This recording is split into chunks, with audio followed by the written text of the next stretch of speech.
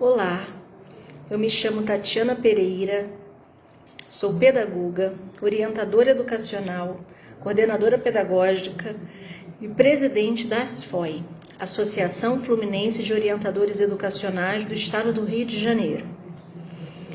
E sou amiga da Nina. A Nina, muito carinhosa, me pediu que mandasse uma mensagem aos profissionais da educação. E eu gostaria de dizer a vocês que no retorno pós-pandemia, nós estaremos nos deparando com crianças extremamente traumatizadas, com crianças com o seu mundo interno altamente abalado, e que esse turbilhão emocional vai afetar diretamente as relações dentro do ambiente escolar. É necessário que se tenha muita calma para receber os alunos após a pandemia. Eles precisarão ser ouvidos. Muito se fala sobre cursos de oratória, para a gente aprender a se posicionar melhor, a falar melhor, a ter mais articulação, mas pouco se fala de escutatória. Dentro da minha experiência como orientadora educacional, eu tive a oportunidade de ouvir isso da boca do querido, maravilhoso Rubem Alves, em uma palestra na Bahia, em Salvador. E isso foi internalizado por mim. A escutatória é uma atitude muito importante para o profissional da educação, porque o seu aluno, ele lhe vê como uma referência, como um ponto de apoio, como um espelho. E ele pode querer falar algo para você importante, e é preciso que o profissional permita essa abertura.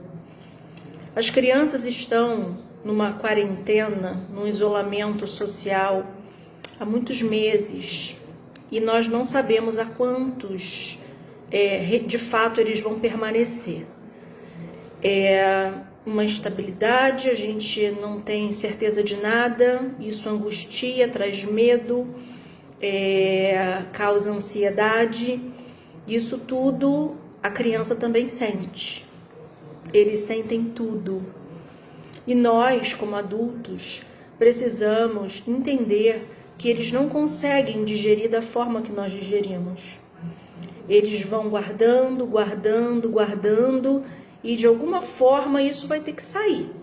E isso precisa sair através do diálogo permanente, das rodas de conversa, dos atendimentos individualizados, do momento em que você pode dar uma atenção especial àquela criança que você observa um comportamento bem alterado. Enfim, as crianças pequenas precisam ser incentivadas a desenhar, pintar e colocar no papel, de forma concreta, as suas dores. Os maiores, que já são alfabetizados e letrados, precisam escrever. Eles precisam aprender a escrever as coisas que os incomodam.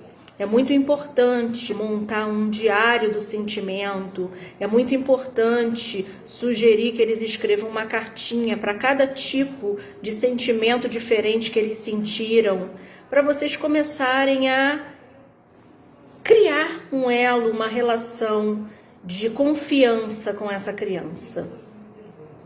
Na volta às aulas, a relação dos pais com a escola deve ser a seguinte: a escola é, na verdade, a adulta. E os pais são as crianças que precisam ser doutrinadas e ensinadas as regras. Eles virão com novos vícios, com novos costumes que a quarentena oportunizou. E colocar novamente essas crianças nos trilhos vai ser um pouco trabalhoso, mas possível. Possível porque a educação acontece no processo de socialização presencial, que é a troca, né?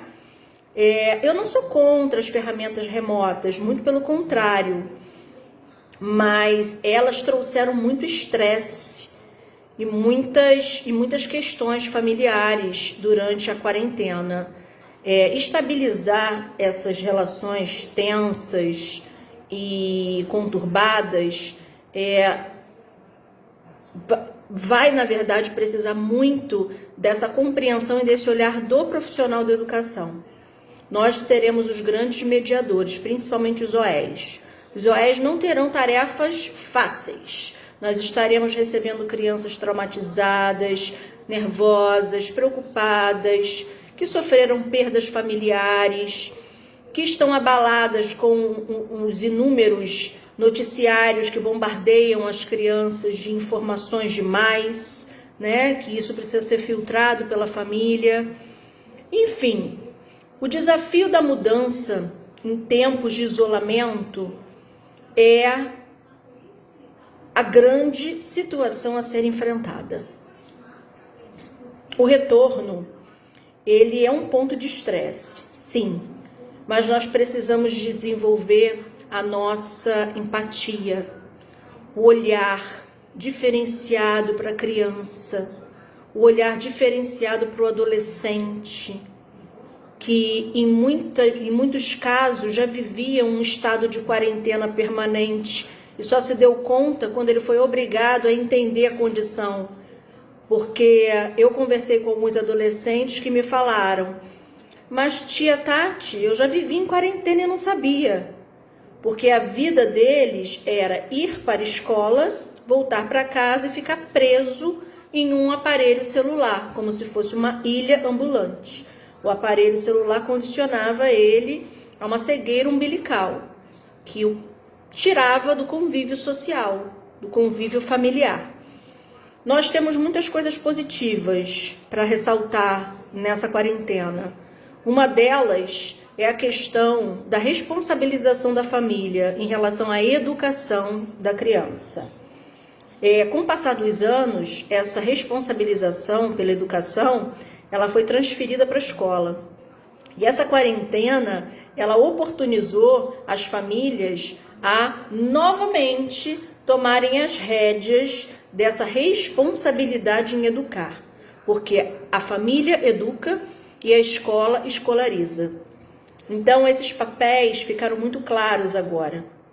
E mais importante que tudo, a gente consegue tirar uma grande lição dessa quarentena e desse isolamento social, que o professor é fundamental em qualquer ambiente de ensino. O professor nunca será substituído por uma máquina.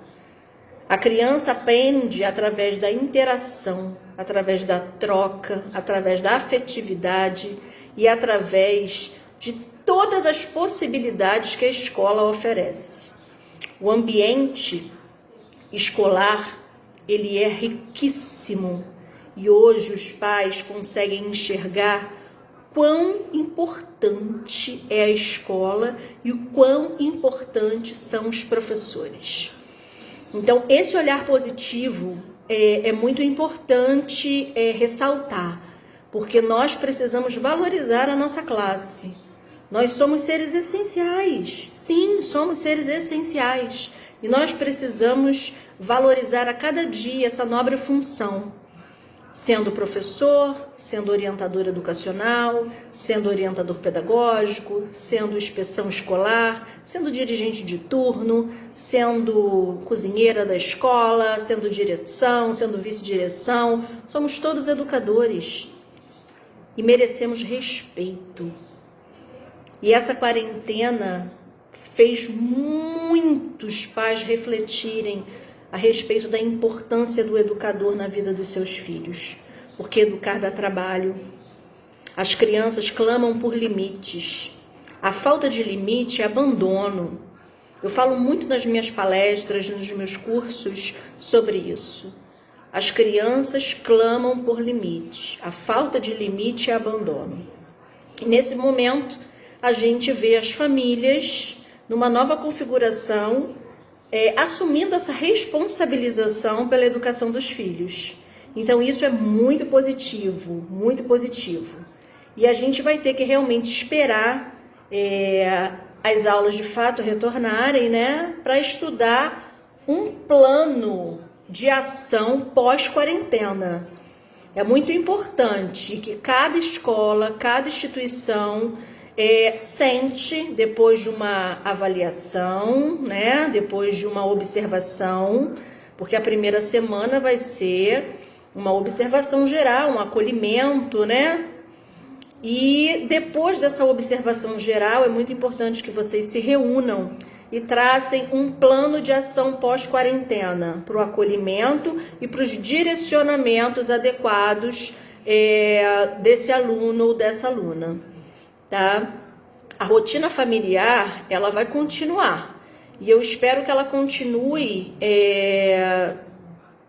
da mesma forma que aconteceu durante a quarentena, que os pais não voltem a abandonar os seus filhos, né? Como estava acontecendo. Os pais não queriam assumir responsabilidade sobre a vida dos seus filhos. E isso estava nos trazendo um problema muito grande, uma sobrecarga. E um outro assunto, para fechar, que eu gostaria de mencionar, é a questão da desigualdade social. Nós sabemos que a educação remota ou a educação online, ela não atingiu a grande massa, né? Os estudos apontam que ela só conseguiu contemplar 40% dos alunos de todo o Brasil. Isto quer dizer que 60% dos alunos de todo o Brasil estão sem nenhum tipo de processo educacional acontecendo. Isso é muito triste. A gente está vivendo uma realidade, a gente está vivendo uma situação muito complicada, porque a desigualdade social só aumentou, infelizmente. Mas nós, como educadores, temos a missão, temos a educação como uma causa, e eu tenho certeza que vocês vão retornar revigorados, fortalecidos e cientes de que a educação é a única arma contra a ignorância. A educação é a única forma de transformar o ser humano. E tendo essa potência nas mãos, vocês vão longe. Vocês conseguirão o êxito dos alunos de vocês e vocês conseguirão superar mais esse desafio. Nós, educadores, estamos acostumados a nos adaptar. E esse processo de adaptação pós-pandemia vai ser um processo delicado, mas possível, como eu falei no início do vídeo. Quero deixar aqui uma mensagem de força, de muito carinho para vocês, porque vocês fazem a diferença na vida dos alunos de vocês. Um grande beijo, contem sempre comigo.